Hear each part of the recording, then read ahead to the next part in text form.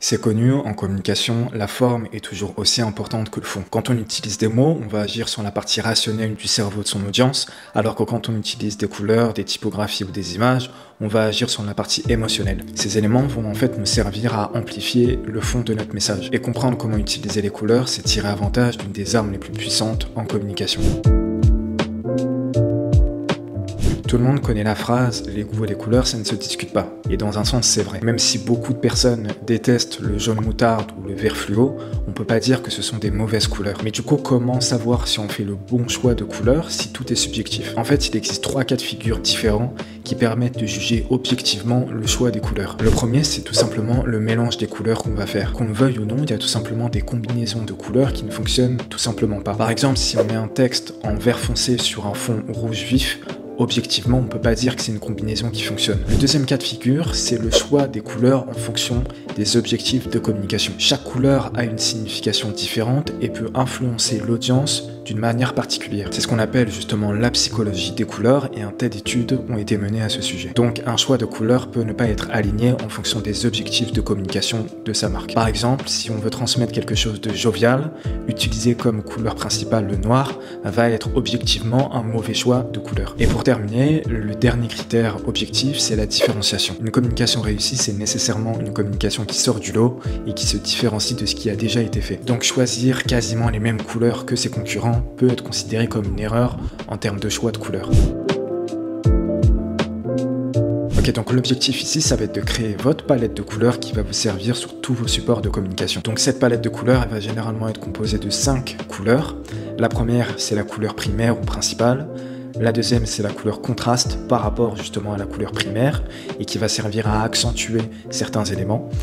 Ensuite, on a la couleur complémentaire, toujours par rapport à votre couleur primaire, et qui va apporter de la diversité à votre mélange. Ensuite, la couleur de fond foncé, et pour finir, la couleur de fond clair. Peut-être que vous l'avez remarqué, mais en fait, votre palette de couleurs va se construire en fonction du choix de votre couleur principale ou primaire. Donc la première étape, ça va être de choisir votre couleur primaire, et ensuite de construire votre palette en fonction de ce choix.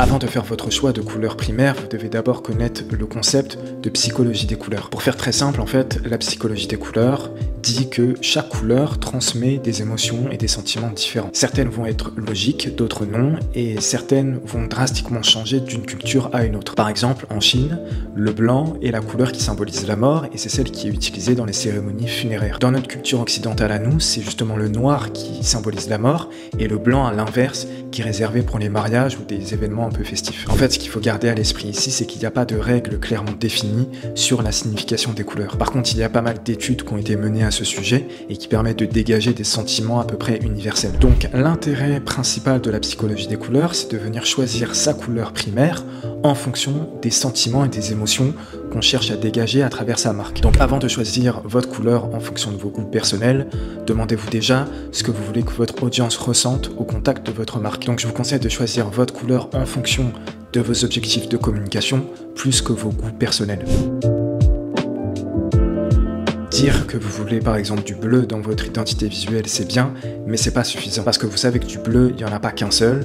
Le bleu azur, le bleu ciel, le bleu canard, le bleu nuit, bref, il y en a beaucoup. Mais justement, heureusement qu'il y a beaucoup de déclinaisons de couleurs, parce que c'est ce qui permet à des entreprises concurrentes de faire le même choix de couleurs, mais de choisir des déclinaisons différentes pour se différencier. Si on prend par exemple Facebook, LinkedIn et Twitter, qui sont 3 réseaux sociaux concurrents, au final, ils ont fait le même choix de couleur, le bleu, parce que c'était cohérent par rapport à leurs objectifs de communication, mais ils ont tous les 3 choisi un bleu assez différent. Par exemple, le bleu de Facebook, qui est celui le plus flashy des 3 et qui colle assez bien avec la nouvelle stratégie de Facebook de se moderniser. Ensuite, on a le bleu de Twitter, qui là, pour le coup, est plus doux et qui sert à accentuer le côté sécurité, qui est quelque chose qui peut lui être reproché. Pour finir, on a le bleu de LinkedIn, qui est pour le coup celui qui est le plus traditionnel des 3 et qui sert à dégager un sentiment de solidité. Vous voyez que grâce aux différentes teintes d'une couleur, on peut réussir à dégager des sentiments assez différents. L'objectif ici, ça va être de regarder ce que vos concurrents ont fait et de faire un choix de couleur qui soit suffisamment différent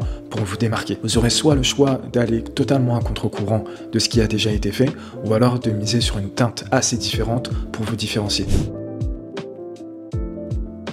Une fois que vous êtes sûr du choix de votre couleur primaire, il va falloir chercher à être le plus précis possible. Comme on vient de le voir, chaque couleur a des déclinaisons, jaune moutarde, bleu ciel, vert turquoise, etc. Connaître le nom de sa déclinaison c'est bien, mais il va falloir être encore plus précis que ça. C'est pour ça qu'on a inventé deux codes couleurs qui sont les codes RGB et hexadécimal. N'importe quelle couleur au monde possède justement ces deux codes couleurs. Le code RGB c'est 3 numéros séparés à chaque fois d'une virgule, alors que le code hexadécimal c'est un hashtag et 6 caractères. C'est grâce à ces deux codes couleurs que vous allez pouvoir récupérer n'importe quelle couleur d'un site web, d'une image ou d'une illustration. Et pour pouvoir récupérer ces couleurs, il va vous falloir un outil spécial. Si vous êtes sur Mac, je vous conseille le logiciel ColorSlurp, et si vous êtes sur PC, vous pouvez passer par Chrome et télécharger une extension qui s'appelle Color by Fardo. Donc pour ColorSlurp, en fait, c'est un logiciel que vous allez installer directement sur votre Mac, et une fois qu'il sera installé, vous allez pouvoir sélectionner n'importe quelle couleur que vous verrez sur votre écran d'ordinateur. Là ici, je vais passer par un site qui s'appelle Lendbook, que je vous mets en description, et qui va vous permettre en fait d'accéder à de très beaux sites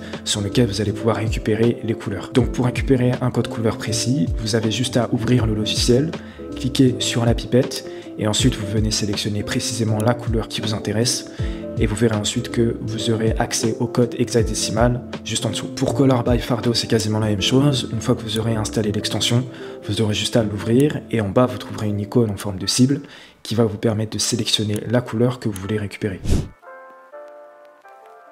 On peut toujours discuter votre choix de couleur primaire par rapport à ceux de vos concurrents et de vos objectifs de communication, mais quoi qu'il arrive, on ne pourra pas vraiment parler d'erreurs très graves. Par contre, c'est à partir du moment où vous allez mélanger votre couleur primaire à d'autres couleurs pour faire justement votre palette, que là, potentiellement, vous pouvez faire de grosses erreurs. Mélanger des couleurs entre elles, ça peut paraître assez simple, mais en réalité, c'est un exercice très difficile. Il y a deux raisons à ça. La première, c'est qu'il y a une quantité de choix quasiment infinie, donc cette liberté aussi grande peut se retourner contre nous. Et le deuxième, c'est qu'au final, il n'y a pas vraiment de règles prédéfinies pour faire un mélange de couleurs réussi. Mais du coup, forcément, ça pose la question de comment on peut savoir si on a fait un bon mélange de couleurs. Tous les designers vous diront en fait que l'œil, c'est un muscle qui s'éduque, et au fur et à mesure d'analyser des choses réussies, on va être capable de développer un instinct et de savoir ce qui fonctionne et ce qui ne fonctionne pas. Sauf que forcément, comme n'importe quel muscle, c'est impossible de le développer du jour au lendemain. Heureusement, aujourd'hui, vous n'avez pas besoin d'être un designer pour être capable de créer vous-même votre palette de couleurs sans faire d'erreur. Il existe aujourd'hui plein d'outils en ligne pour créer soi-même sa palette de couleurs, et celui qu'on va voir tout de suite, qui est pour moi le plus simple et le plus puissant, c'est Colors. Vous allez voir apparaître une palette composée de 5 couleurs. La toute première chose que vous pouvez faire, c'est déjà de cliquer sur votre barre d'espace. Vous allez voir que le site va générer automatiquement une nouvelle palette à chaque fois que vous allez cliquer sur cette barre d'espace. Je vous passe les détails de comment le logiciel génère ces combinaisons, mais il faut savoir que c'est pas fait de manière totalement aléatoire, ça se base sur des formules de colorimétrie. Donc avec cet outil, il y a très peu de chances de faire une combinaison de couleurs qui ne fonctionne pas. Là où cet outil est encore plus puissant, c'est qu'il va être capable de générer des combinaisons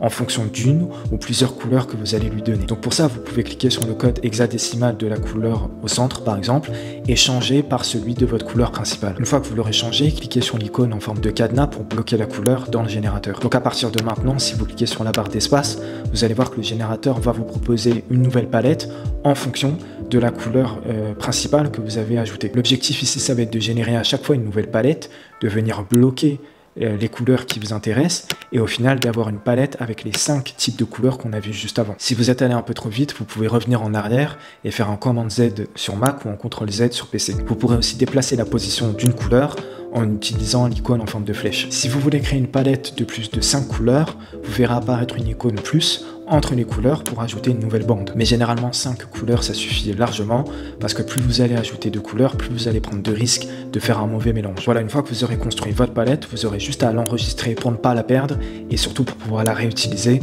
sur tous vos supports de communication. Vous aurez juste à cliquer sur le bouton Export présent dans la barre d'outils, et vous pourrez ensuite choisir la façon dont vous voulez enregistrer votre palette.